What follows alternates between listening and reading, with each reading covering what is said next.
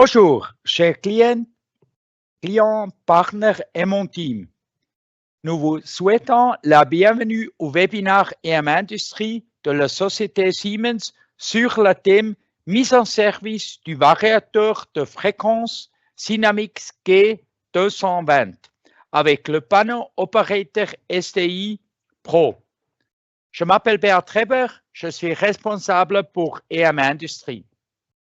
Afin de garantir un déroulement optimal du webinaire, nous vous demandons de prendre en compte les informations suivantes. Si vous avez des questions, veuillez l'envoyer par écrit via le chat. Il sera répondu aux questions à la fin de la présentation. À l'issue du webinaire, vous recevez un mail avec toute la présentation et le lien vers l'assortiment. Nous vous remercions de votre participation et espérons que cet webinaire est très instructif. Nous accueillons maintenant l'orateur de Siemens, Monsieur Oliver Schobel. Oliver. Salut Oliver. Hein? Enchanté et commence, s'il vous plaît.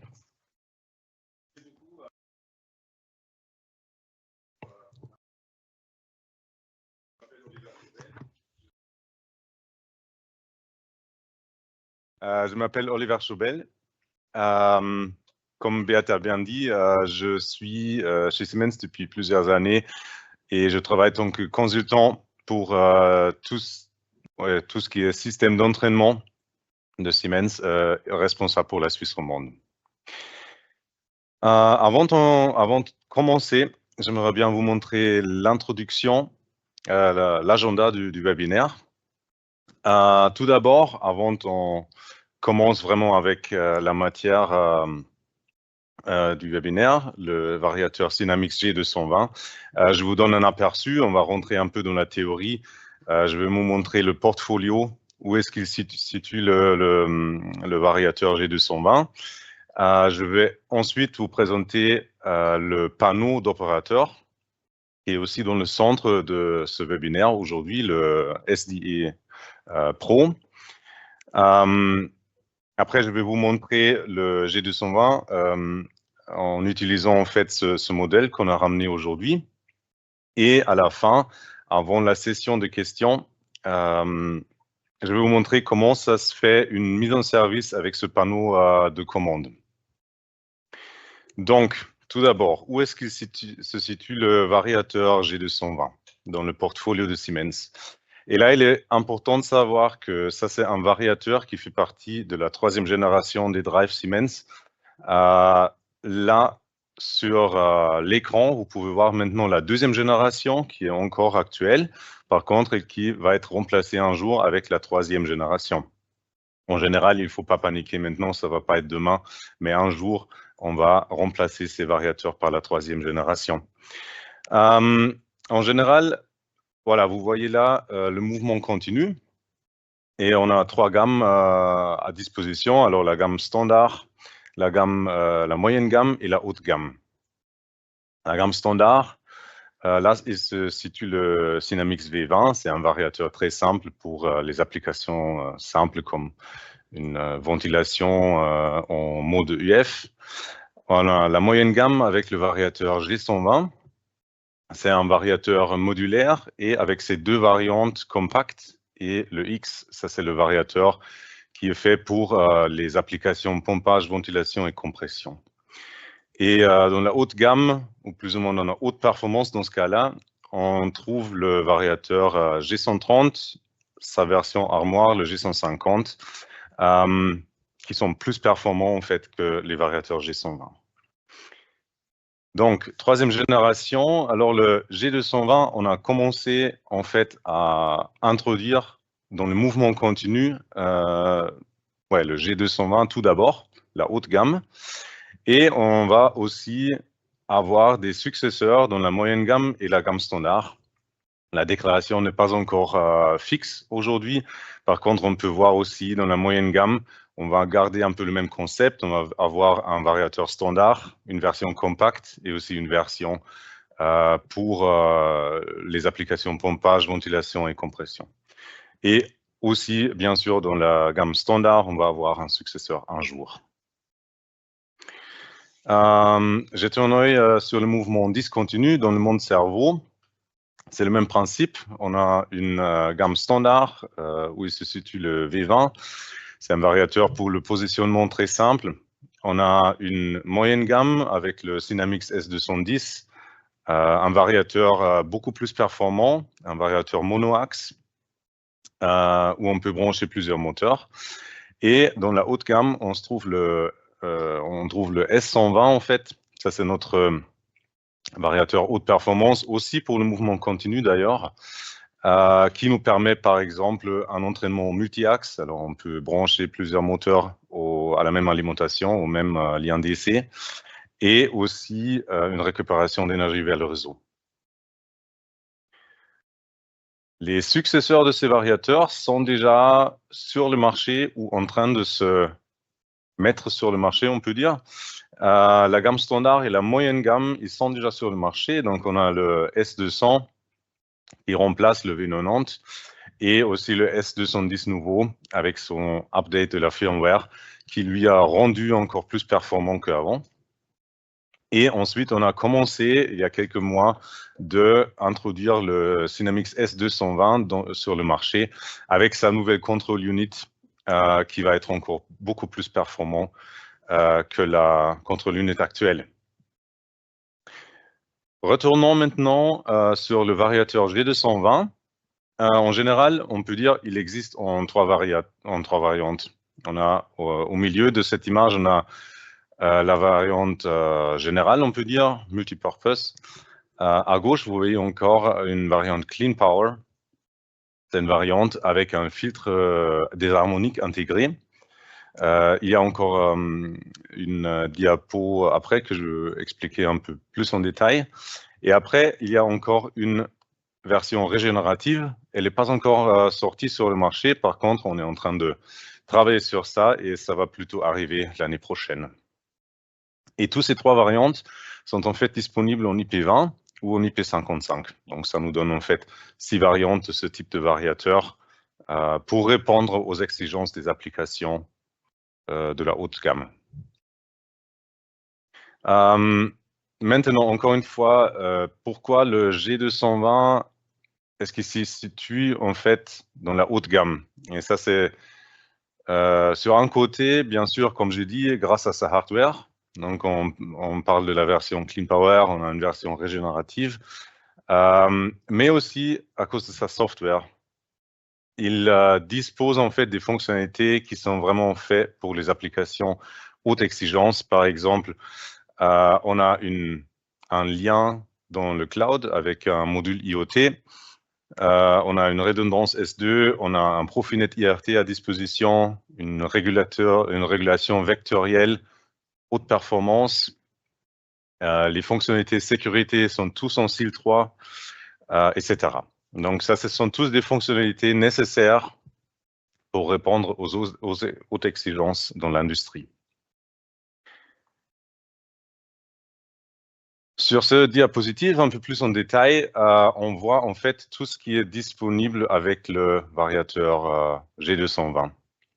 Il y a beaucoup d'informations sur ce slide.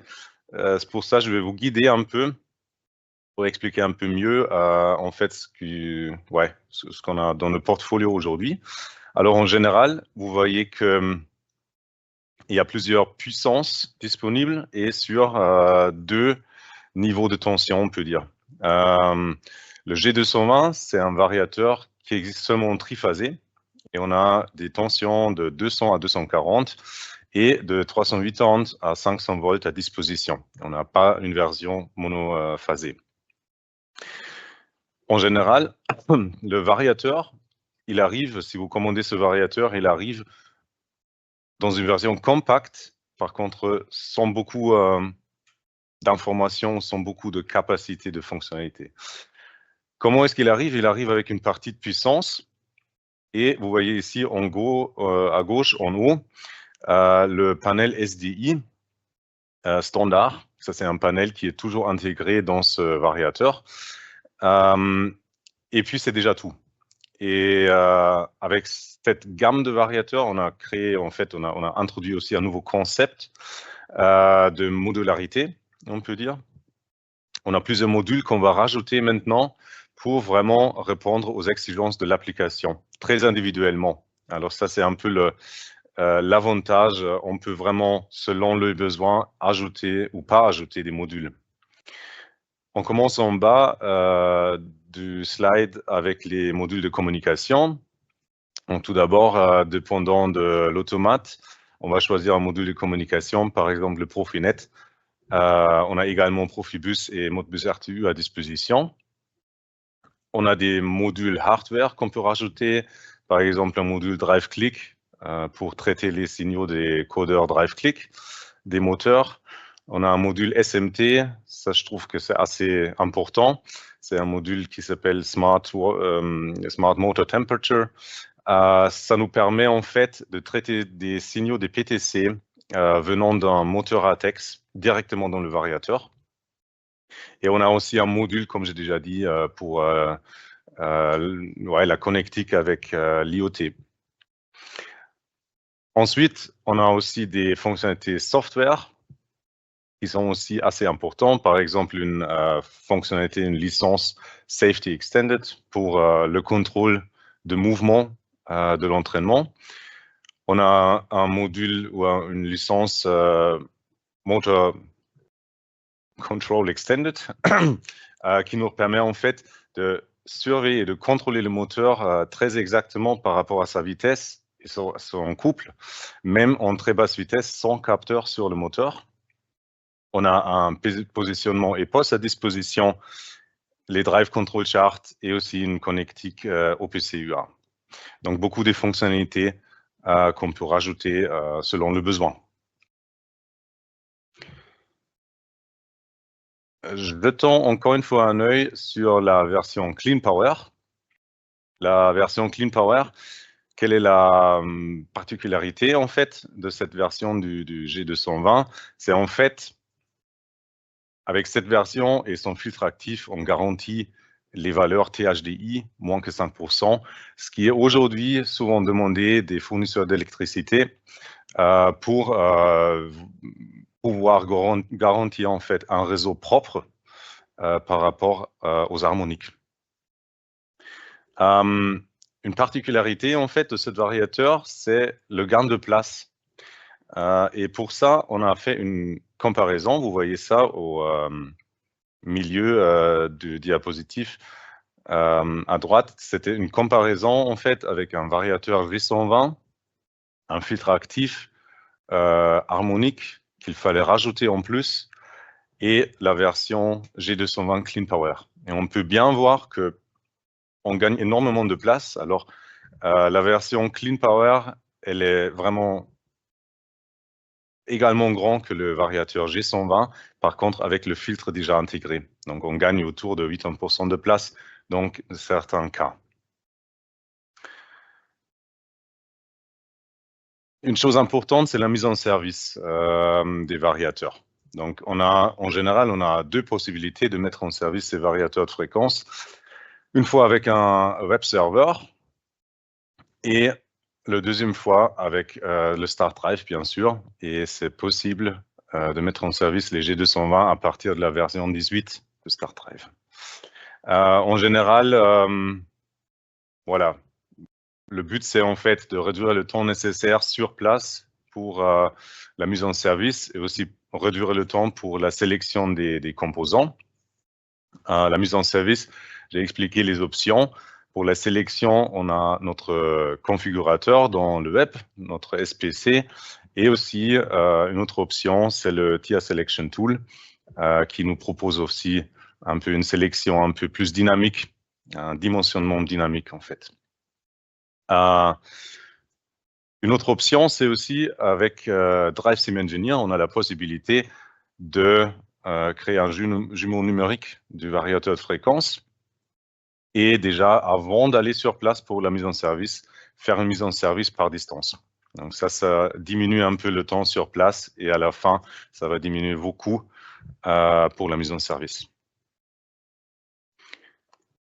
Maintenant, le panel, le grand panel en fait, le panel SDI Pro, c'est un panel très agréable à manipuler en fait, grâce à sa taille aussi. On parle de 5,5 pouces. Et avec ce panel, en fait, on peut avoir l'accès au web server du variateur. Donc, avec ça, on peut faire une mise en service, on peut manipuler les paramètres, on peut faire une surveillance, une diagnostic, etc. C'est une concession assez intuitive, on peut dire, comme gérer un iPad un peu. Et puis, on a aussi une certaine flexibilité par rapport à comment on utilise en fait ce panel. Ce que je vais montrer maintenant.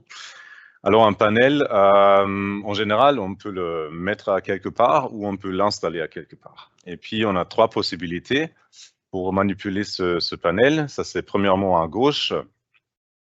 On a un kit de montage de porte. Si vous avez une armoire déjà existant, vous pouvez installer ce kit de montage et ensuite brancher le panel sur ce kit et après ça se connecte avec le variateur de fréquence. Deuxièmement, on a c'est plutôt une carcasse en élastique qui protège un peu le panel contre une casse causée par une chute, par exemple. Donc ça, c'est plutôt pour porter le panel à la main. Et troisièmement, on a le cadre de montage pour la version du G220 en IP55. Donc ça, c'est un petit adapteur qu'on va rajouter pour brancher après le SDI ou sur le variateur de fréquence. Voilà, alors ça, c'était de ma part la partie théorique. Et comme on sait, la théorie, c'est pas tout. On veut voir si ça fonctionne vraiment. Et c'est pour ça, tout d'abord, je vais vous montrer un peu comment il semble un variateur G220 que j'ai ici à côté de moi.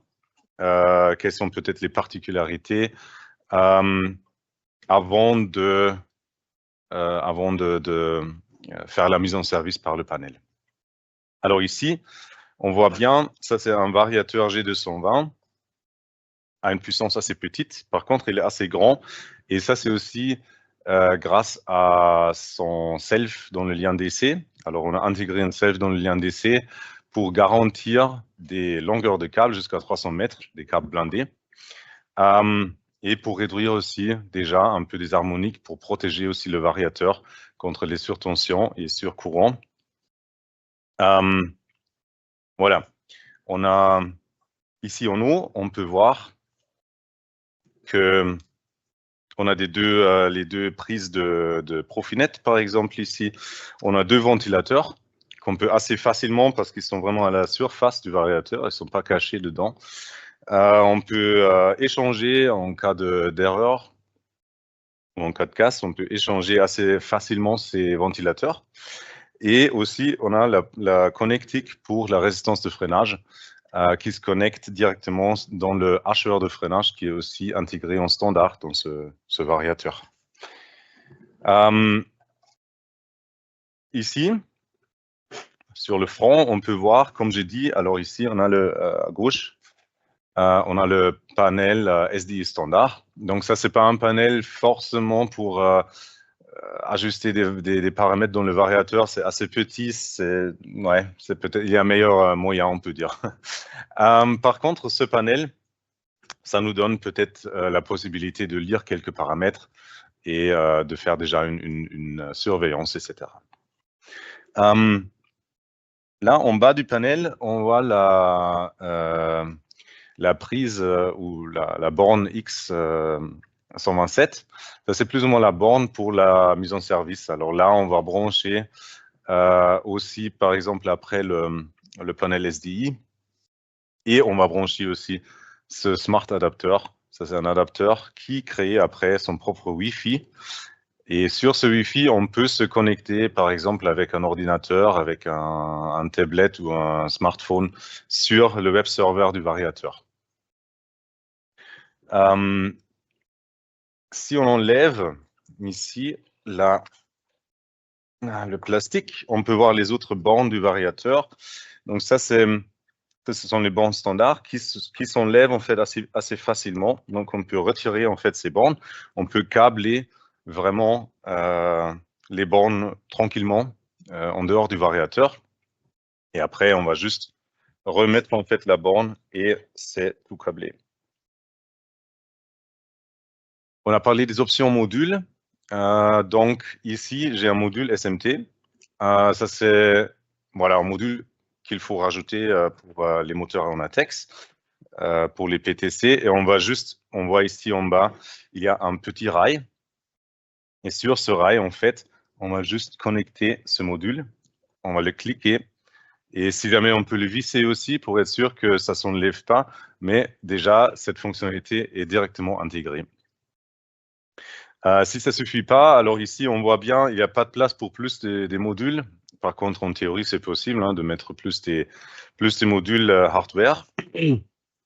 Si c'est quelque chose comme ça, on a un module d'extension en fait pour le rail métallique qu'on va juste rajouter, câbler, et après, on peut rajouter sur ça plusieurs modules de fonctionnalité.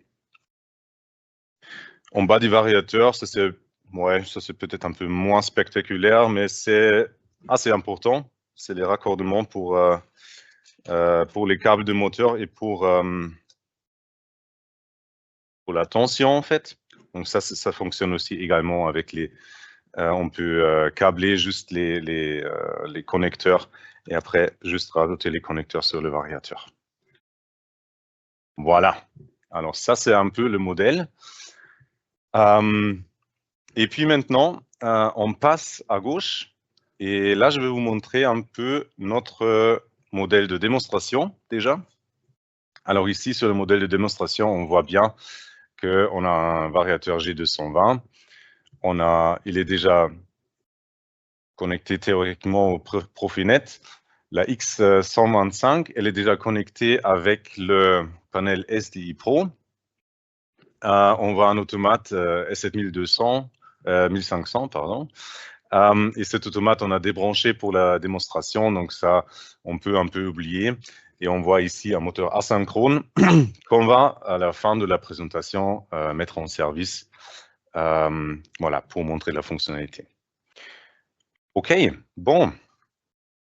Tout d'abord, j'aimerais bien vous présenter le panel SDI.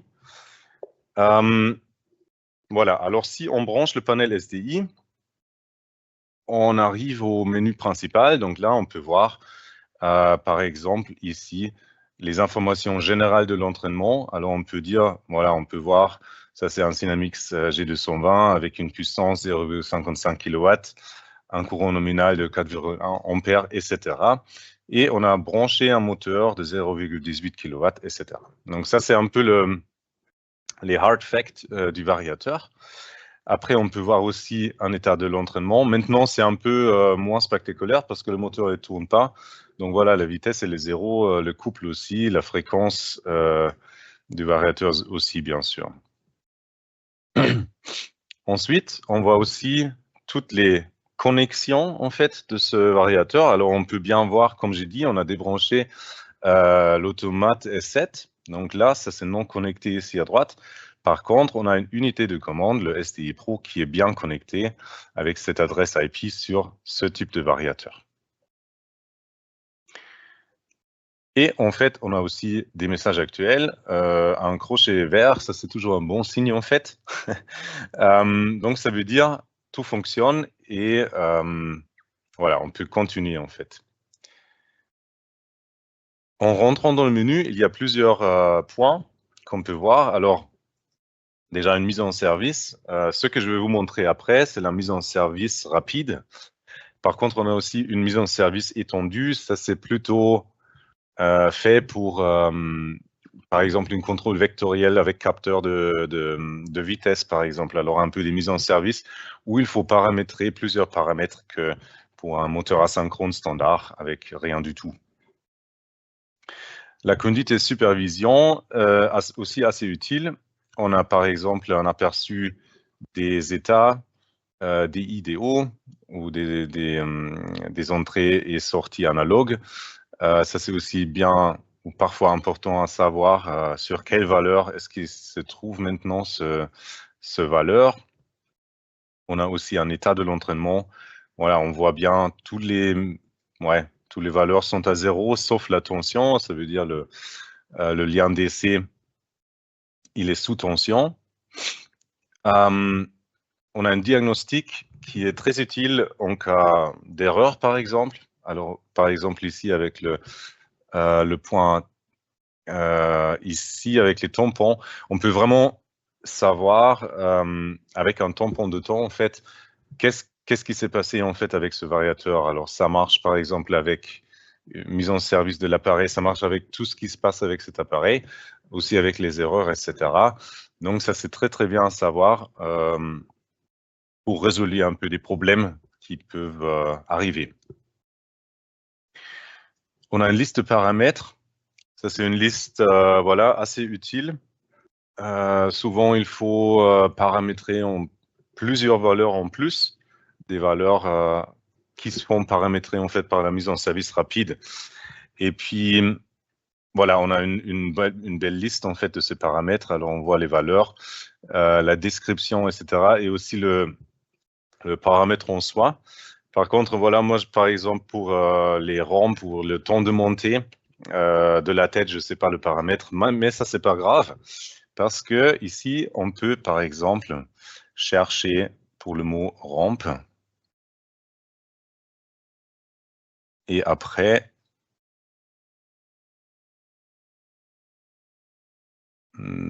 normalement, ça devrait afficher quelque chose. On va chercher alors monter. J'espère qu'il comprend les accents en français. Ah voilà, non. Ok, on va juste enlever ces deux.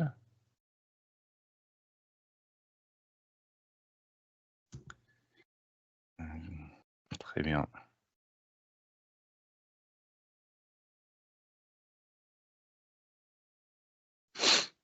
Ah voilà, là on voit par exemple quelques valeurs. Alors j'ai seulement mis la valeur M en fait, et après il cherche par exemple mesure de couple lissé, la température du moteur, etc. Donc normalement vous pouvez juste entrer en fait le mot que vous cherchez, et après il y a tous les paramètres qui s'affichent qui sont liés à ça. Ok. Une autre fonctionnalité assez utile, c'est sauvegarde et restauration. Alors, cloner des paramètres d'un variateur à l'autre, c'est assez facilement fait. Donc, vous pouvez juste créer une sauvegarde sur le panel et brancher le panel sur un autre variateur, par exemple, et juste restaurer ces valeurs sur l'autre variateur. Donc, vous avez exactement le même comportement, les mêmes paramètres en fait clonés sur un autre variateur de fréquence. Ça diminue aussi le temps de mise en service. Et à la fin, ce qui est assez important aussi, c'est la mise à jour de la firmware. Donc ça, c'est possible de faire. Par contre, c'est plus facile avec, par exemple, un ordinateur en utilisant le web server qu'avec ce panel, parce que tout d'abord, il faut télécharger la firmware sur le panel et après du panel au variateur. Et on peut juste court-circuiter ça et faire la mise en service de la firmware directement d'un ordinateur, par exemple. Bon, alors ça, c'était les menus du variateur. Maintenant, on vient dans la partie palpitante, peut-être, la mise en service rapide. Alors, je vais choisir mise en service rapide. Ici, il me demande en fait, est-ce que je suis d'accord de démarrer la mise en service rapide? Là, je dis oui. Ici, tout en bas, encore une petite description. Alors, si on a le crochet vert, là, toutes les valeurs sont bien choisies en fait. S'il y a cet œil, il faut peut-être vérifier encore quelques variateurs parce que les valeurs pourraient être pas justes. Ici, et en plus, s'il y a le crayon rouge, là, il faut vraiment adapter encore quelque chose parce qu'il y a quelque chose qui ne marche pas, en fait. Donc, on va démarrer la mise en service. Pour une question de temps, on va juste conserver les réglages. Normalement, je fais une... j'installe en fait les réglages d'usine, mais dans ce cas-là, pour économiser un peu de temps, on va garder ces réglages et on va juste ajouter un peu. Donc voilà, ici, on voit bien, normalement, tout fonctionne maintenant. On va quand même contrôler si les valeurs sont bien rentrées. Alors là, par exemple, on voit le type de moteur, c'est un moteur asynchrone, ça c'est déjà juste. Et ici, on voit encore une fois aussi qu'on a avec le variateur G220 la possibilité de entraîner aussi des moteurs synchrones, des moteurs à réluctance, etc. Donc, c'est vraiment un variateur pour entraîner tous les moteurs existants grâce au calcul des modèles de moteurs qui sont plus élevés en fait. Donc voilà, ici on va juste vérifier encore une fois les valeurs. Le courant assigné, ça c'est déjà pas juste. Là, il faut rentrer 0,68 ampères. On a une puissance de 0,12 kilowatts. Voilà. Une vitesse assignée de 1390. Faisons juste. Voilà. Et donc, ça, c'est déjà quelque chose avec... Voilà, maintenant, on a rentré en fait des valeurs du moteur. Ensuite, on va mettre les valeurs limites. On peut laisser les valeurs grosso modo comme ça, une vitesse maximale de 1500 tours par minute. Le temps de montée, on va réduire un peu parce que 10 secondes pour monter à la vitesse, c'est un peu beaucoup. On va mettre 2. Sinon, on s'ennuie un peu. Voilà. Le limite de courant, c'était peut-être, on va mettre ça un peu plus bas parce qu'1 ampère, c'est un peu beaucoup dans ce cas-là. On va mettre 0,9. Et on passe à la configuration US. Donc là, on configure en fait les entrées-sorties de variateur. On a déjà préconfiguré en fait ces valeurs, donc on va juste laisser ça comme ça. Et avec fermé, on va finir en fait la mise en service. On va terminer la mise en service. Ça prend un peu de temps, mais pas beaucoup. Voilà. Et puis, ce que me demande là, ça c'est quelque chose d'assez important. En fait, il me demande une identification du moteur. Maintenant, j'ai rajouté en fait les valeurs qui sont marquées sur la plaque signalétique du moteur. Par contre, le variateur, il a la possibilité, en envoyant un courant DC dans les bobinages du moteur, d'optimiser en fait le jeu d'ensemble variateur-moteur. Donc ça, c'est quelque chose très fortement recommandé. Donc on va faire ça ici aussi avec démarrer l'optimisation. Et ce qu'on peut entendre maintenant, c'est déjà le ventilateur s'allume.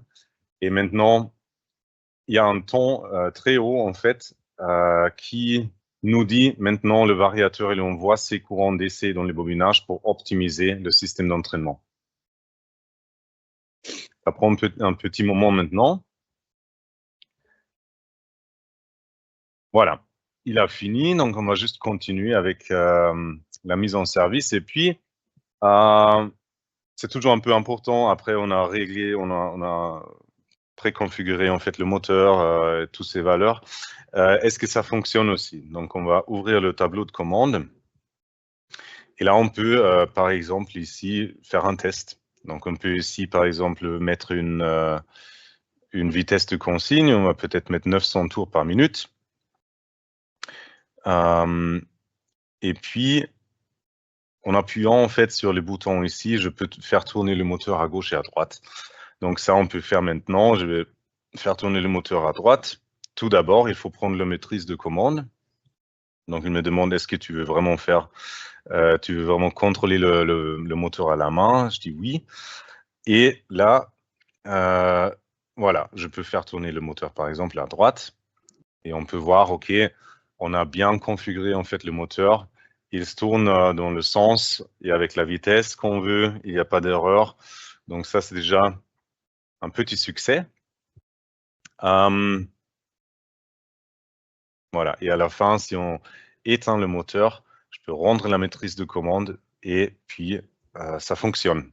Dans ce cas-là, j'ai toujours la possibilité, parce qu'on a configuré le variateur par les entrées-sorties digitales et analogues, on peut toujours... Une seconde, voilà. Voilà, c'est ça. On peut toujours contrôler en fait le moteur avec les DI et aussi le analogue ici. Là, je peux par exemple monter la vitesse selon le besoin. Là, on peut vraiment contrôler aussi le moteur comme ça. Voilà, alors ça, c'était déjà tout de ma part. Qu'est-ce qu'on a vu? Alors, je vous ai montré où il se positionne le variateur dans le portfolio de Siemens, quelles sont les spécificités techniques. On a jeté un œil en particulier sur le panel SDI Pro et aussi la mise en service. J'espère que je pouvais vous montrer comment il est facile de réaliser avec ce panneau, bien sûr aussi avec les web serveurs. Et ça, c'est tout de ma part. Et maintenant, je suis ouvert pour les questions. Merci beaucoup. Nous avons reçu quelques questions. Peut-on utiliser le STI pour plusieurs G220? Oui, alors ça, c'est possible. Ça, c'est quelque chose que je n'ai pas dit. C'est possible. Alors, on peut brancher, par exemple, le G220 sur un hub Profinet et de ce hub, connecter plusieurs variateurs G220. Et bien sûr, après, en choisissant avec un panel, par exemple, le bon variateur, on peut paramétrer plusieurs variateurs ensemble. Ouais. Merci beaucoup. Je continue. Le G220 est-il moins cher que le V20?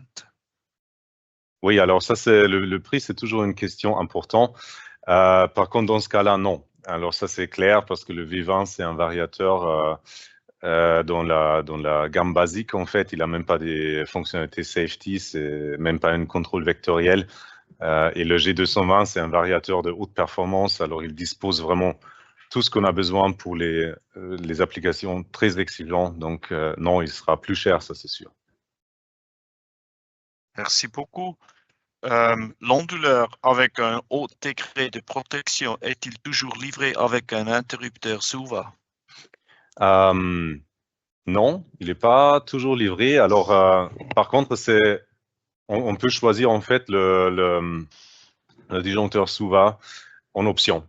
Alors, un variateur IP55, ça c'est plutôt, on choisit ce classe de protection, cette classe de protection parce qu'on veut le mettre peut-être à côté du moteur.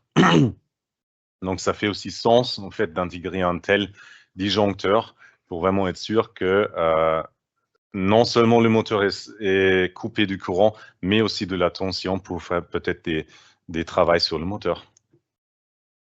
Merci beaucoup. Nous avons une finale question. Par quelle interface peut-on connecter le STI Pro? Pardon, j'ai pas compris. Par quelle interface peut-on connecter le STI Pro? Ah, alors en général, oui, on a plusieurs possibilités. Alors, le plus simple, c'est vraiment d'utiliser ici la borne X127. Pourquoi c'est la plus facile? Parce qu'elle dispose déjà d'une alimentation 24 volts DC. Donc, on a besoin de 24 volts DC pour alimenter en fait le panel. Par contre, on peut aussi, ici en haut, on peut brancher aussi le STI Pro par les bornes Profinet. Par contre, après, il faut ici rajouter en fait une alimentation 24 volts externe sur le panel. Mais en théorie, c'est possible. Merci beaucoup. Ça, ce sont les questions qui sont arrivées jusqu'à le moment et je tourne à toi et à Beat. Merci beaucoup. Merci, Oliver. Merci bien. Vraiment, une présentation, super question, hein, encore une fois, de vous. Une course captivante, très bien. Hein? Ça, c'est très bon. Hein? Je notais pour moi, tu as dit programmable comme une iPad. Oui, c'est ça. Hein? C'est comme une iPad. Hein? La technologie, avec le nouveau Drive, c'est comme une programmable comme une iPad. Et c'est de vous, s'il vous plaît, utilisez et vous trouvez tout à notre webshop.